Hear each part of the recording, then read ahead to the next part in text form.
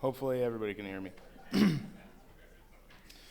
All right, so this talk specifically is going to focus on critical thinking and why it is really one of the most important things that we as pen testers can ever have. And actually applying that to pen tests is key throughout the life cycle, not only as an industry, but also as we grow as pen testers specifically.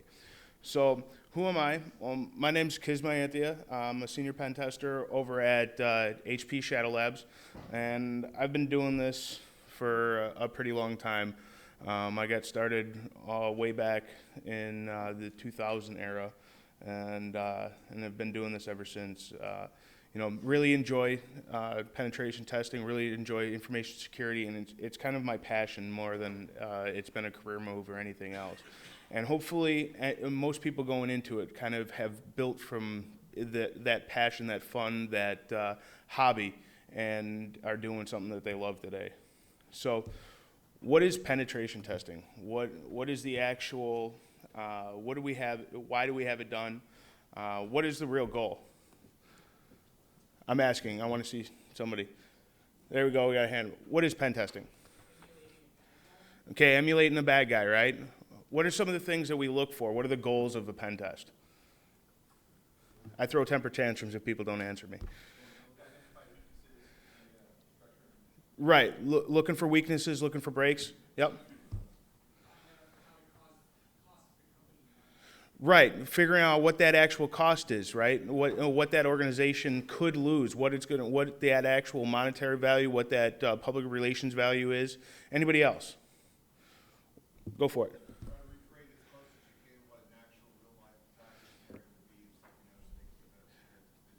There we go, making that real world example. So this big blob of text right here is what Wikipedia defines as a penetration test. It's a pretty good definition. It really is explaining that it's a real world test, a real world look at system security, at network security, at applications, and what the real world risk is to that organization. And it looks at the specific technical details. So when a pen test when a pen tester actually gives this information to an organization, they rely on that information. So a lot of pen testers in times don't realize how invaluable that information can be to an organization. If they're spending millions and millions and millions of dollars on security products, whether it's for monitoring and logging, whether it's for firewalls, whether it's for actually locking down the end users. Organizations spend lots and lots and lots of money on these controls. With our recommendations, they either decide whether they're doing it right or doing it wrong. And a lot of pen testers don't realize that.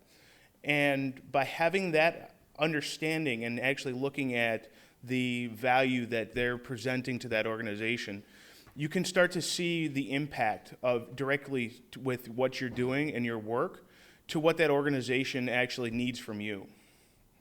So if we find a major hole, if we find a significant vulnerability, an organization is going to spend their resources for remediation of that, whatever it is, whether it's SQL injection, whether it's some sort of a remote exploit. They're going to spend development dollars, they're going to spend remediation dollars, and they're going to look at that and say, okay, this is where we need to spend our money. If we turn around and say, okay, well, we have X number of lows, and they're going to go, okay, well, lows are very good. We can handle lows. That's an acceptable risk, and they can believe that they're doing something right. We as that pen tester really have to start adding that extra layer of information and giving them the full feel. And that's where penetration tests really become invaluable. So, as pen testers and hackers, we're thrown into dynamic environments and dynamic situations every single day. From having to work with large clients, small clients, old clients that have had systems online for ages since the computer was invented, to clients that have a very well and defined information security program, to organizations that can't even spell information security. We deal with organizations from every walk of life and every size, each and every day. And we have to ensure that we're at the forefront of making sure that we stay up with that technology, because when we keep up, we're able to then make sure that we're doing our best effort in providing that best value to those organizations. So, and the point being made is specifically that we as pen testers really have a knack for learning. We enjoy learning. We do this stuff outside, over and above, most times for what we would normally get paid, what we consider our job. And thinking outside of the box and thinking critically is asking that why. Why was this done? Why was something portrayed? Why was something installed? Why was something deployed in such a manner? And in many cases, we're able to determine the why or do the research, and as far as we possibly can go, gives us not only the knowledge, but also the ability to take that and apply that to future tests. We're able to take that human element of the feeling of what I've learned and what I've found, and actually apply that to not only what we're doing today, but what we're able to do in the future. So, what do I mean by don't be a tool? What is, and why did I name my presentation this? It's not really to be an ass, maybe a little bit, but it's really to discern or differentiate what we do and the importance of what we do versus just running a tool or just using the tools that are out there. We humans have the ability to perform repetitive tasks just like the tools out there. But we also have the ability to apply experience with things we do, outside thinking, feelings, and things that we've come to actually experience in other tests. And we can apply that and make sure that when we're looking at something, we're not just looking at it as face value. We're actually looking at what the other aspects are. So this is where we really kind of find the ability to find our foo, if you will. That aspect of this isn't just cross-site scripting. What can we do with cross-site scripting? Cross-site scripting is a bigger issue than just it creates a pop-up box with a couple numbers, right? That's all cross-site scripting is. Most reports that organizations or vulnerability assessments turn over are simply a pop-up box with a number value in it. Well, what is an organization that is not in the business of information security supposed to do with that? Without having that understanding, without having that person to give that secondary knowledge, all they know is that you can create a pop-up. When you start applying that thought process to, well, what if that pop-up was presenting a username and credentials login box? How many users are going to fall for a fake login page? Where does that exist, and what do we know that can be found or executed against that specific function or that specific location in an application? These are things that a tool can't differentiate from. So critical thinking and using every resource should be used, and not closing yourself off to just whatever that face value is more important than actually relying or just running a tool. So what is critical thinking? What actually is the process of thinking? And what does thinking tell us? What are some of the things that when we think, and the actual science, this isn't a technology question. What does the actual process of thinking give you? Anybody? All right, I'll throw out an example. It gives us information as far as what there is, right? What we're looking at.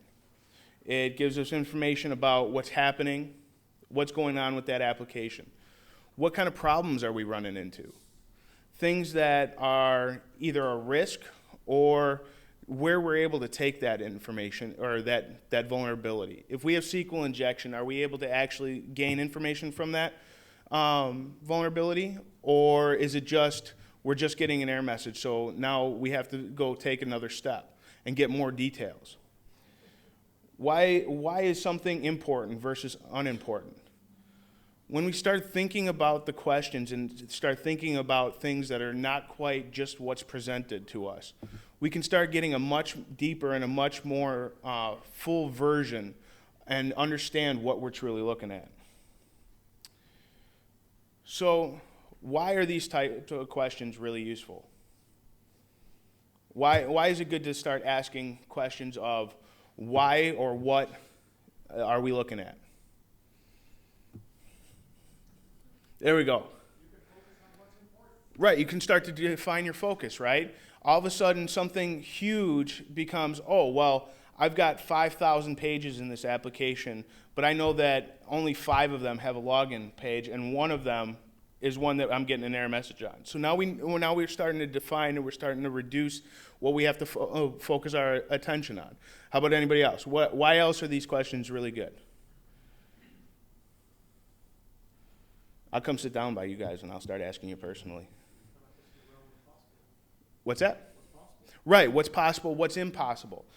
How about how things should be viewed versus how we see them? Okay, how the developer expected them to be interacted with versus what we actually are doing. When we start taking these steps and start looking outside of just that norm, we start to experience and we start to understand more about not only the application, but we start to understand more about what our problems specifically are. And then we can start to determine what our answers to our problems are. So thinking and critical thinking specifically is important because it requires a conscious level of processing. Okay? You consciously are looking outside of whatever is presented. You're doing an analysis of all that information, whether it's technical data, whether it's previous experiences, whether it's things you know from other research. We're analyzing all of the data and all of the specific pieces of whatever that problem is, whether it's a vulnerability, whether it's a break in the application, what have you, and starting to look at the other pieces and parts that it plays with. And then it's also the creation and evaluation of possible outcomes. Now, if we have SQL injection, and we know that we have SQL injection, we know that there's certain things that we can take from that. We can take data from that, and potentially we can get detailed information for the actual server or the version of software that's running. We can get a lot of information all just from thinking about what our possible outcomes are. And then we get to turn around and we reflect on the things that not only did we come up with that could happen, but what the results were when we actually tried that. Critical thinking is that whole piece, that full circle, and understanding how that plays to doing a pen test will make you as a pen tester grow exponentially, and it keeps that process of being that forefront thinkers in the industry. So how does this really relate to pen testing? Well, every single day that we're out there, we're faced with changing world. We're faced with changing technology. We're faced with changing version information. From assessing the different types of clients and the different types of technologies, we have every single problem that a developer has. We have every single problem that a bad guy hacker has. We have every single problem that a support team has. We as a professional have to play the multiple roles and understand that through those multiple roles that we're able to actually gain more information and more experience that will make us grow and fulfill a more full role as a professional pen tester down the line. So we use tools every day. Every day, whether it's Burp, whether it's Akinetics, whether it's Metasploit, whatever it is, we use utilities to do our job every single day. And one of the things that these things do is they do a fantastic job at what they were developed for. They do a fantastic job at repetitive tasks. They do a fantastic job at cutting the amount of time that we need to spend on specific areas. But what do they lack? They lack the understanding to look further than just what they were coded to. A tool is only as good as the code itself. So understanding where to color outside the lines, it's one of those ideas that's drilled into us as kids as something that we don't want to do. We want to make sure that we stay in the lines, and we want to make sure that we stay and understand that we need to work in the constraints of whatever it is it was developed to do, whether it's an application, whether it's the way that we do things, whether it's a script or a specific methodology that we use. Understanding that we are there to follow the specifics allows us to only go so far. So this is dangerous for the future of information security because opponents, the ominous them, the bad guys, they're not going to play by the rules. They're not going to be the ones that are going to follow a specific methodology every single time. They're going to be the ones that are going to look outside that box, and they're going to say, okay, well, this developer expected me to go from A to B to Z to C to D, and now I'm able to go from A to L to B down all the way to X, and when I get there, I get it to break. They're going to start looking at it and start breaking it apart and looking at whatever that application is and whatever that problem is in the most dynamic and critical thinking way. So we need to use tools to accomplish our goals, but we have to look past just what's being presented at face value. We need to be able to use them, but we can't be used by the tools. So sometimes it's good to go with the pack. You understand that you continue the same way, you go the same and do the same things that it was in the past. You follow the instructions, you perform your tasks, you keep the wheel turning, and you never question the why or how because it's dangerous, right? Once you start asking questions or once you start breaking from that stride, something might break, right? Well, we need to use every aspect of our abilities to strive to be more and strive to look outside of what we're presented. So black hats, the bad guys, the real black hats out there, are probably the upper echelon of critical thinkers. They are the ones that sit every single day and try to figure out how to overcome everything that you're doing. And will an attacker do things that are expected? Sometimes, sure. There's certain things that most attackers will do to start that process. But the best ones are the ones that are not going to, abide by some kind of scope. They're going to start looking at that application. They're going to ask that question, why, how, and when, and where, from the moment that they look at whatever it is, whether it's a network, whether it's a system, whether it's an application. So they look at what they can touch, how they touch it, where it comes into play, and the importance of each one of those pieces. So why does this really happen? So if we take a look at security itself and applications, security defects are pretty much baked into the applications themselves. So security can be bolted on and built on as an afterthought, a secondary thought, and even, sometimes not even thought of at all. Even in departments that want to audit web applications that spend millions of dollars every year, lack effective tools and have impractical ways of managing, monitoring, and remediating a lot of these issues. So as a result, you have your intended functionality, which is developed by your development teams. These are the coded in functions. This is that business functionality. And then you have the actual functionality. So in a real world, you have the way that it's expected to work, right? And you have the way that it works is the only way it's ever going to work.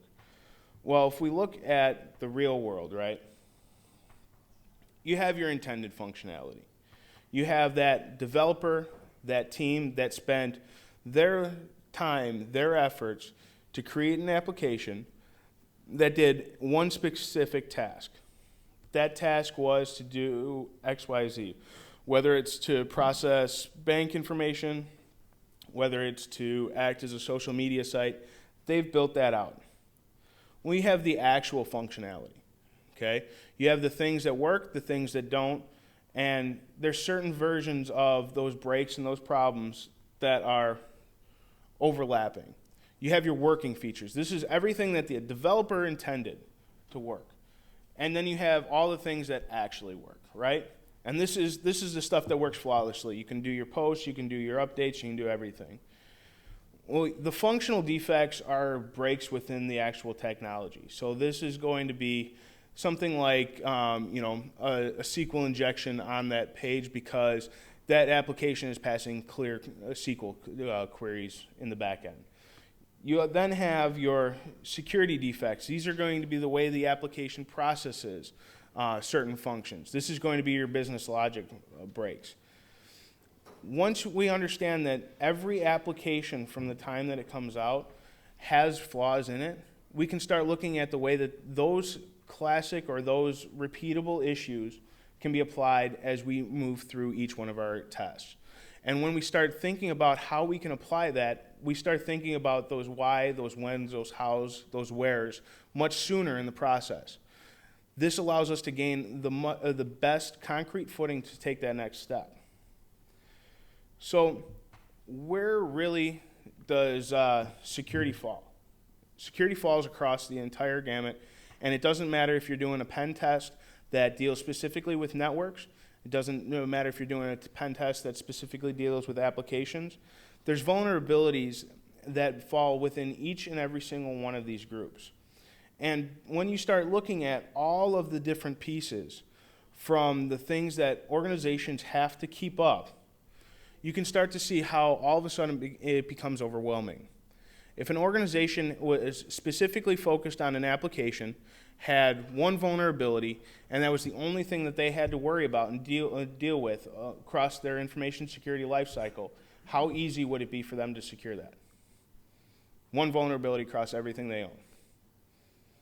Be pretty easy, right? They know where to focus. They know exactly where they're going to deploy their money. They know exactly how to deploy their money. It's very easy to define and determine. Once you start looking at all the differences, when you start looking at network security, when you start looking at host and server level security, when you start looking at application security, organizations today don't understand how each one of those kind of plays together. Once you start getting into some of the large organizations, they may even start breaking out those teams completely separate and cause, communication gaps. So now all of a sudden the infrastructure security team only talks to infrastructure but doesn't talk to the application team. You as a pen tester know that that application not only interacts with the user, but it also interacts with that infrastructure, right? Because the organization needs to provide holes in the firewall to allow that application to get to users. They need to determine what servers they need on the back end, whether it's SQL or some other database, things like that. They need to handle authentication. Are they going to integrate that with their internal network authentication? Understanding and a knowing and a knowledge of where and how each one of these play to each other really allows us to grow and provide that best picture and that best effort as a professional pen tester. So let's take a look at a real world application here. So we got a web page here, right? Capital One. It's got specific functionality. What types of things, when a user comes here, are they going to do? Apply for credit. All right. We got. What else are they able to do with just what we're looking at here? Log in. All right. So we've got authentication, right? What else can we do? Search. Well, we've got location search up there. So we've got a point where someone can find an ATM or a local branch. Anybody else? What else can we get? We can traverse different pages, maybe get some information about where those branches are if we're going to start looking maybe at a social engineering engagement. So from this point, this is where an attacker starts thinking outside the box. If we take a look here, this is just an example, okay? Maybe inside the URL line, maybe we're able to get information specifically to what sorts of forms or fields or where that application is pushing data. Maybe we can do some brute forcing stuff, right? We've got login. Are we able to get credentials? Are we able to do a username brute force? What are we able to gain? What about the search function and then the actual query function for local branches and ATMs? We've got SQL injection and cross-site scripting, right?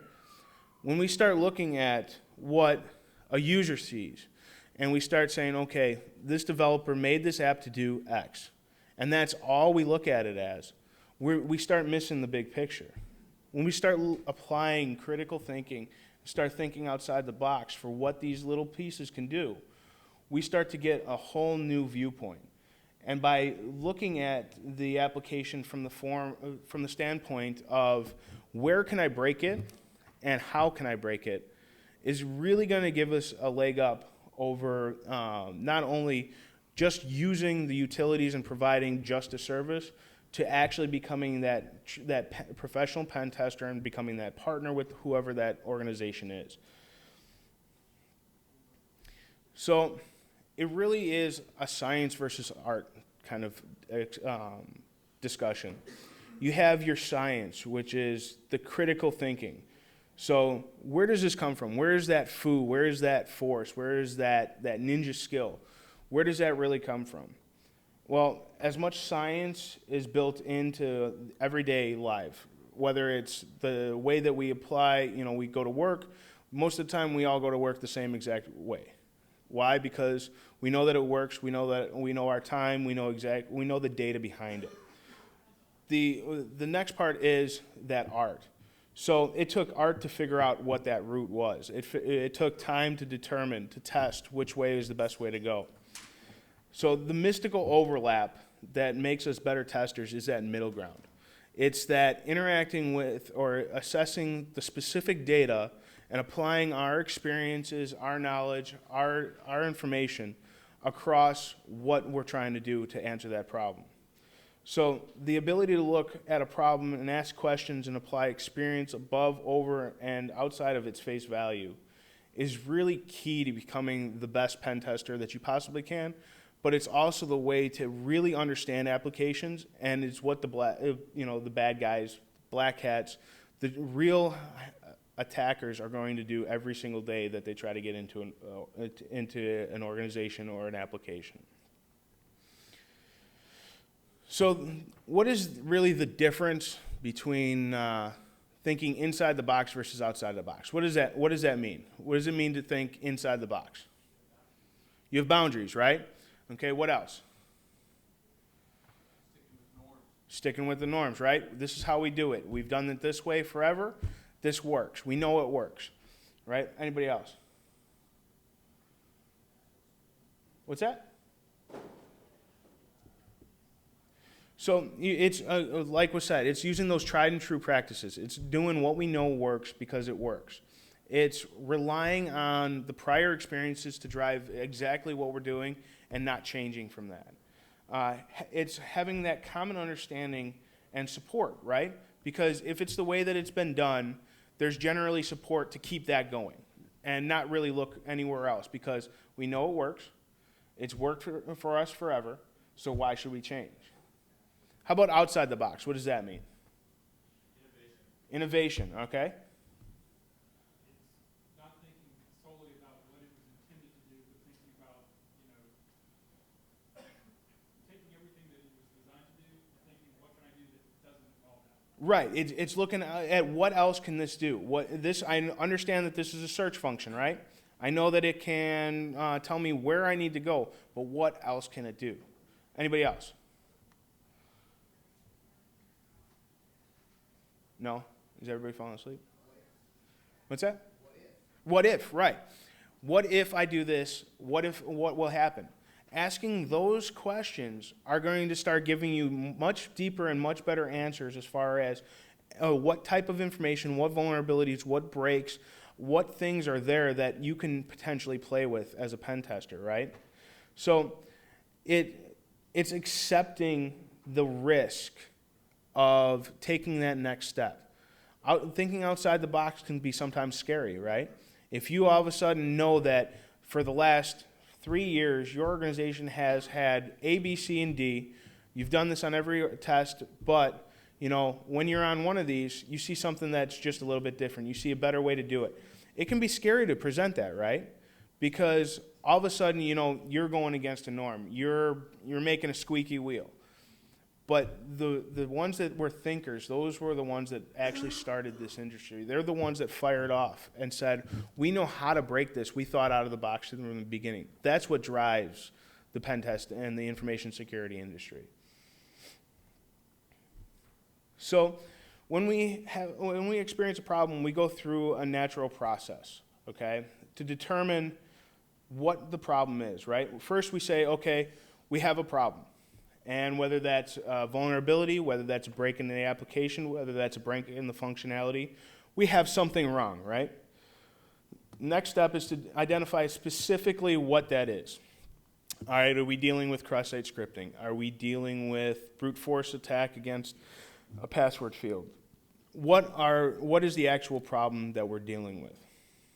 The next thing is to start thinking about what else could this problem do? Okay, well, we know that if we put a single tick or single quote in a search field and we get a response from the database with a detailed database error, what else can we do? What can we probably do?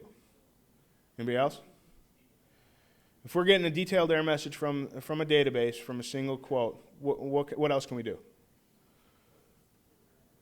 Anybody? We can do other injections, right? Right? Because we know that database is functioning so that it's processing that SQL statement without any controls, right? So now maybe we can automate this. There's plenty of tools out there that can help us do this, but maybe we can start gathering information. Maybe we can take that next step. Maybe we can get what user that is currently, the application is currently using on that database. Maybe we can get the specific table or the database that we're sitting in. Maybe we can start getting actual username and credentials for that application user. Understanding and looking for those alternative solutions or those alternative outcomes starts to give us a broader picture of what could come of whatever we just found. And then we start to choose and we start to focus on those alternative solutions, right? If we know that we've got a single quote that causes an error message and we can start getting information, well, we can start focusing on pulling specific information, right? We're going to start targeting and we're going to start using our knowledge and our experience to grab the banners. We're going to start grabbing the detailed information specifically for tables, and then we're going to go to columns, and we're going to go to rows. Why do we do it like that? Because I know that when I've done this in the past, this works much easier. Now I'm able to iterate through all of the data at a functional level. And then the next part is actually that action. It's implementing that action. So now we get SQL Map going, now we get SQL Ninja going. I know that I'm specifically going for tables or what have you, and we know that we need to be authenticated, right? So what do we have to provide? We have to provide our session information, okay? We have to provide our cookie values. So we know that if this is what we're going to go after, we're going to start thinking about this ahead of time. And then once we have everything together, then we can evaluate what the risk is, right? And once we understand where the break is, what the problem is, we understand the depth and understand what type of knowledge we're able to gain from that, and we understand how far we can take it, we can create that real-world risk. We can communicate that real-world risk to that client or that application owner or that system owner to allow them to understand not only why is this a break, where the break is, but what could potentially happen, right? And by actually working with that client or working with that organization, you not only become an invaluable resource, but you are able to learn through the process and apply that stuff later on in other tests. So this really kind of starts to begin with breaking the left brain and the way the left brain works and the way the right brain works, okay? So if we look at the left brain follows logical patterns, okay? It is objective rather than subjective. It is time, it is minute by minute, it is hour by hour. It is very sequenced. This is very tool-like, it's very computer-like. It sees things as true or false, black or white.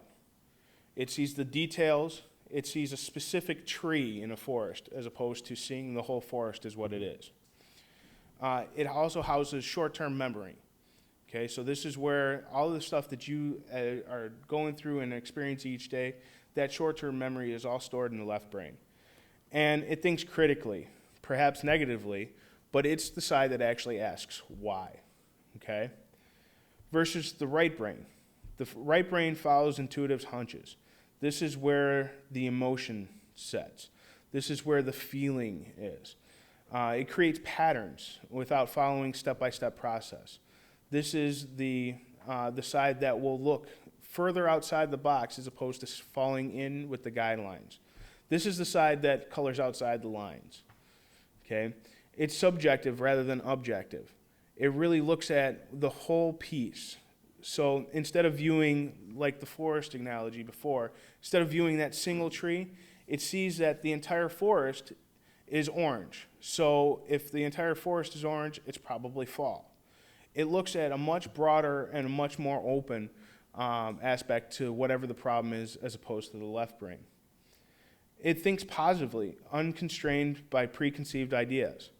It has no understanding of what the past was, but it knows what it feels. And it asks, why not? Right? Because you have the question of why, and why will give you an answer, but why not can sometimes be a much more difficult question. Right? Because if we have something, or if we're going to do something, and somebody goes, well, why did you do it? And you respond, why not? That's a much different question, you know? That's the breaking the rules. That's the coloring outside of the box. That's the way to see what can and what can't be done. Very much more than following the rules, right? So if anybody was actually trying that, there's your answer. So you can do that with 4 lines and not break from the page. So what are some of the positives and negatives about thinking outside the box? Anybody? Besides what's up there? What are the good things about thinking outside the box? Why is it that I'm up here and I'm saying we need to think outside the box? Most of the way your attackers are thinking, it's like defenders know how to build things from a defensive standpoint. Attackers are the ones that are trying to, attack you from things you didn't think of. Right. It's the way the attackers think, right? It's that trying to break something as opposed to building it. It's that real world viewpoint of how an attacker is going to go about doing this as opposed to this was developed to do X, Y, and Z, right? Who else? Yep. Right, it creates unpredictability, right? And by creating that unpredictability and doing something that wasn't developed, you're going to probably end up causing a break somewhere. Those breaks are really what we're looking for, okay, when we're doing a pen test. Anybody else? Yep. So, the way I think about it is that if you think, I used to say outside the box, you will only ever get to the point of where the boundaries of that box are. And so beyond that, where again then? Right. So basically, you're constrained. You know, if you're inside that box, you're constrained by those 4 corners. That's as far as you can go, right? When you start thinking outside the box, all of a sudden you get to that innovation, right? That innovation, that free thinking, that next step, that the future. That's that bleeding edge piece of where information security is. How about the negative side? What's bad about thinking outside the box? Come on, this should be easier than the other question. Go ahead. So, the corollary to what I said earlier is that to be outside the box all the time, the risk is that you forget the history of the giants whose shoulders you stand on, who have learned their things before, that you can just go learn from. Right. So if you actually just live outside that box, you're not going to end up having a solid footing to stand on. You're going to forget about things. You're going to forget about little things. You know, all of a sudden, you're so far ahead that those little things from, 1998 or something like that is going to become a major issue. Without understanding the history and without applying that inside the box, that understanding, that science piece of it, you know, you're going to not have a full picture and you're not going to be able to grasp onto every piece of it. What are some of the other negatives? If you're always thinking outside the box, you're taking your focus off of operational consistency, which is sort of the whole point in trying to maintain security to begin with. Right. So outside of the box thinkers don't always focus on what the standards are, right? They're not there to see that constraint, that process that was put into place to get to wherever it is, right? It's much easier to get lost and go on tangents and find yourself 4 hours, 10 hours, 8 hours later going, I don't even remember how I got here. So, you know, there's a lot of risk, and there's a lot of things that are kind of scary when it comes to thinking out of the box.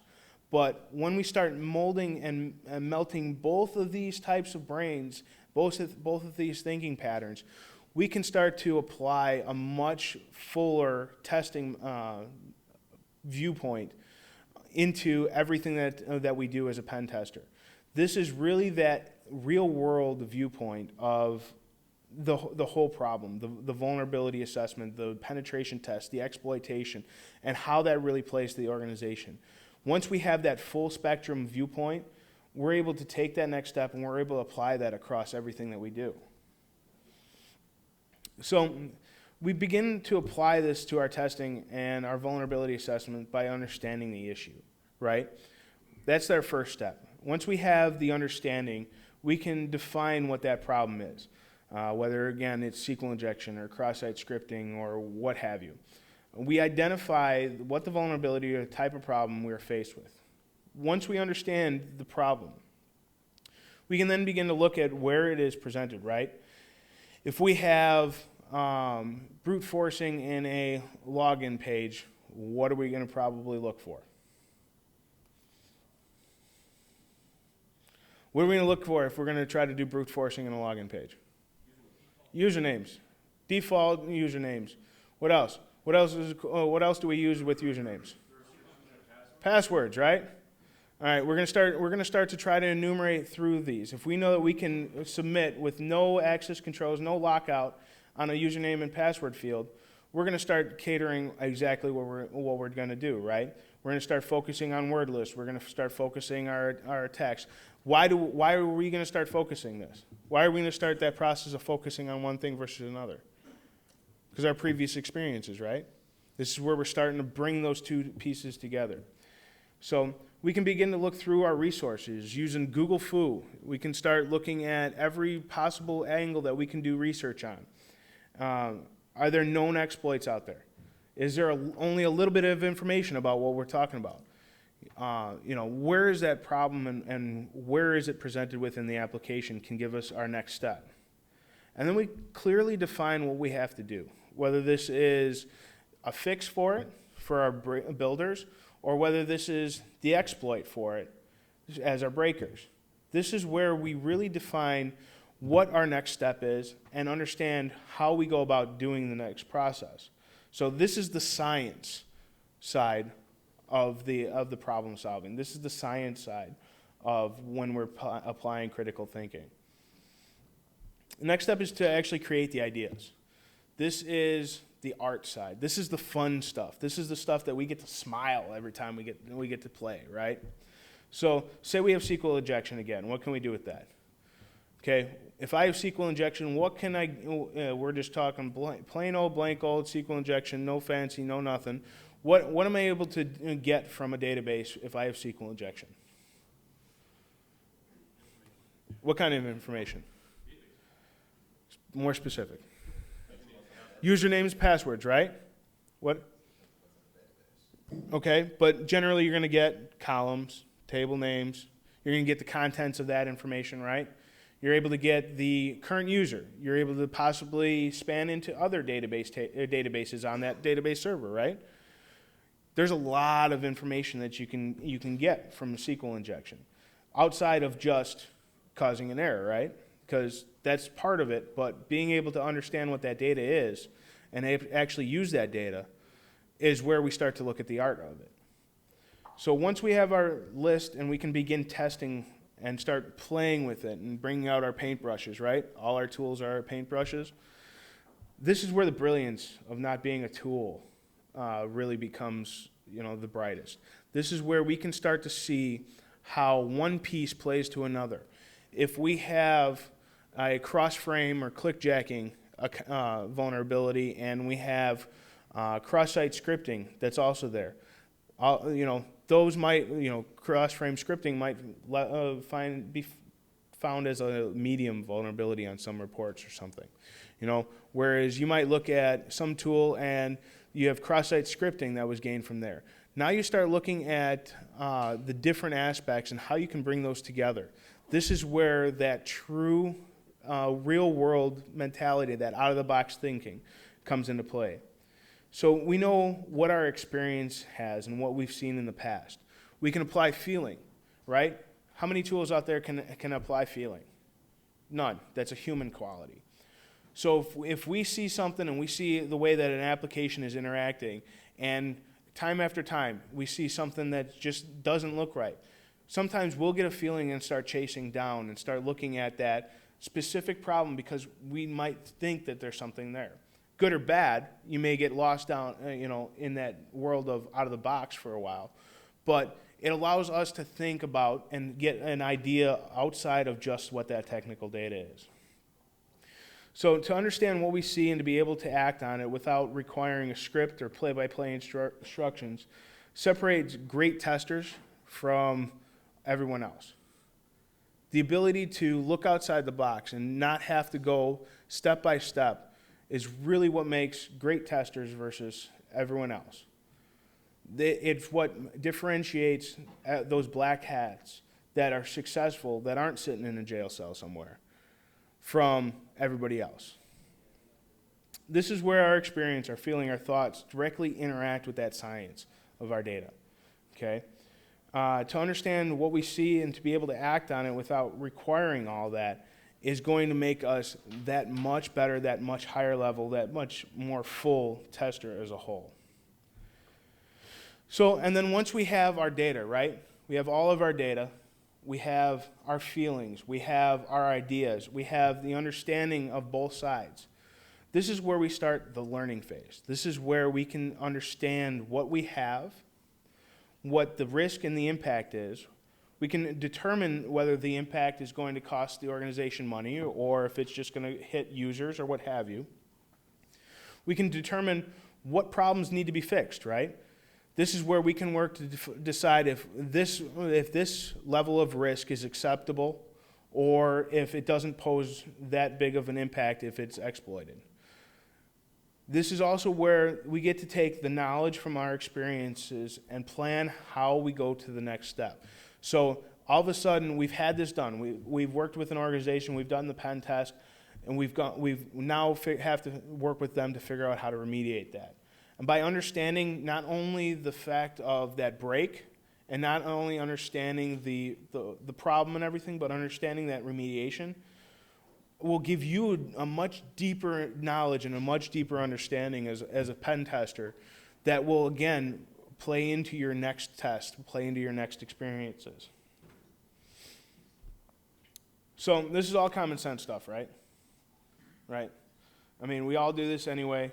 Why spend the last, 50 minutes talking about this? This is stuff that we should know normally. Well, the way that the world works today is about speed and lowest cost. And thought is expensive. Thinking outside the box, thinking of new ways, thinking of innovation is expensive. Every security vendor out there will have some sort of marketing piece about how fast and how cheap they can find every vulnerability in your organization, every vulnerability in your application, right? They have the methodology down to a science that they know that they can repeat everything time after time after time after time after time. It's the way that the security industry is going. So it's that cost, that value, that speed versus cost initiative is going to start pushing the thinkers away. Because all of a sudden, if you start forcing that in the box thinking in an industry that was developed and started by out of the box thinkers. It starts closing that box off. So the information security industry was made by those blazing new trails, daring to think for themselves. They were the critical thinkers. They were the road pavers. You know, it's much harder to make your own road, okay? But to take that step, to go all the way into that dark point at the horizon, who knows where you're going to get, right? And it takes somebody with some balls to actually make that step. But that's why we love to do what we do so much, right? That's why for each and every one of us that are in the industry, information security industry, this isn't just a hobby. It's not just a job. It's not just a career. This all started as a passion for something, for figuring out something, for finding the problem, finding that answer to why and why not. That's why we got into the industry. So it's a love of that game, right? That's why we're all here. This whole thing is just a big game. Whether you're playing cat and mouse against you and every other attacker out there, or trying to figure out all the puzzle pieces to whatever application security assessment that you're doing. It's all a game. So how do I become a critical thinker, okay? How do we go from looking at everything in black and white to starting to take that step outside of the box? First, it's asking those pertinent questions. It's asking it not only of you, but using your resources. Ask those around you. Ask those other people. Use the internet. Most of us were born on the internet. It's there as a resource as much as it can be, junk. Assessing statements and arguments, things that, a client might say about the way that a vulnerability was found or something that was reported. Understanding the flip side of that and why an organization might see something as important, might give you another viewpoint. Developing a sense of observation and curiosity. Again, that why not, right? We start asking both of those questions, and you start to get a much bigger picture, and everything starts opening up. Examine the beliefs, right? Examine what those assumptions, those opinions, those feelings, assess what those mean not only to when you're making that question or when you're making that assessment or assumption, but look at those other options and what else could happen within that. By listening carefully. Listening is one of the key things that a lot of critical thinkers do extremely well. To listen, to hear, is almost more important, if not more important, than trying to define or trying to figure it out for yourself by placing your words over something. If you can ask somebody else's opinion, ask somebody else's viewpoint, and find out that information, and then you can take all of those different viewpoints and figure out a middle ground, you'll be at a much better place than if you were just there solely trying to define something. It goes without saying, observing it with an open mind. If you observe something or if you look at something with an open mind, you're able to look at many, many, many different aspects as opposed to something just for what it is. Share the ideas. Open that up so you say, okay, here's my ideas. This is what I think is the problem. This is what I think can go. And let others, and take that other people's opinions or perspective into play. Because the way that you see it, and you apply 100,000 different viewpoints, use a forum. Or if you have a specific team, made up of 4 or 5 people, use those other viewpoints to try to get to that point where you can get to an answer. All of a sudden, it might be a much bigger picture than just whatever you saw at first at face value. And engage in active reading and listening. Active reading and listening. Always being that learner, always trying to strive to gain more knowledge. That's going to make you the best critical thinker, and always trying to get to that next step, which is really that passion that I was talking about. That's going to make you the best pen tester out there. So thinking outside the box, the critical thinking, this is what drives us. This is what truly fuels every piece of our industry, every piece of our passion. We just need to make sure that we're always asking those questions, right? Striving to find out what, striving to find out why, how, why, and make sure we fight to make sure that the information security industry really is that bleeding edge leader as a supporter for critical thinkers. The more we standardize, the more we script, the more that we constrict the industry down to cost, time, streamlining, the farther behind the real world threat we become. If we don't stir the emotion and fuel the thinkers and hackers and crackers and everyone out there in a form or function that they can process and they can work, they will find an outlet for their creativity and their tools and talents somewhere. They can either be on our side or we can end up playing this game against them. So pen testing, hacking, information security, it's not about being in the box. It's not about following the leader. And it's not about doing it the way that we have always done it. It's not about sitting there and sitting here just thinking about it. And it's about doing it. It's about taking that next step. Being a critical thinker, being a leader. The next ninja is in your hands. You guys are the future of the information security industry. Every single one of you sitting here. Believe and love what you do, for real, because that's going to be the passion that truly drives the information security industry. That's where the future is. If we let the streamlined, we let the box constrain and hold the information security industry, it's going to go one place, and that's only into those corners. Be that critical thinker. You know, when you make a mistake, learn from the mistake. A mistake is only a mistake if you didn't learn something from it. If it was a mistake and you actually took something and you learned something, it's research. It's not a mistake, right? So I want to come here, and as much as I enjoy hearing myself talk, I mean, obviously I've been doing this for a little while now, so you know, this is all about me, and it's not about you guys, I know. But I want to come next year, and I want to see your guys' talks. You know, you guys are the industry leaders. You are the ones that drive where this goes. You're the ones that are going to make those next steps and be the leaders in the information security industry. It's not anybody that's here today, it's where it's going tomorrow. You know, the future really is the ninjas. It's where you guys want to go. You are all the future ninjas. Whether you're up here now, whether you're up here in the future, you drive that. So I want to thank you guys for spending the last, hour with me, putting up with me up here drolling on. Really, truly, if we apply critical thinking and we think outside the box and we start to not only mold that with the science of it, we're going to have an industry that will go on forever but actually stand a chance. So any questions or anything? These are my details. Feel free to send me an email, question, hit me up on Twitter, what have you. I try to get to it as much as possible. Anybody have any questions in here right now? No, everyone's sleeping? I would be too. All right, thank you guys very much. It's been a pleasure to be here.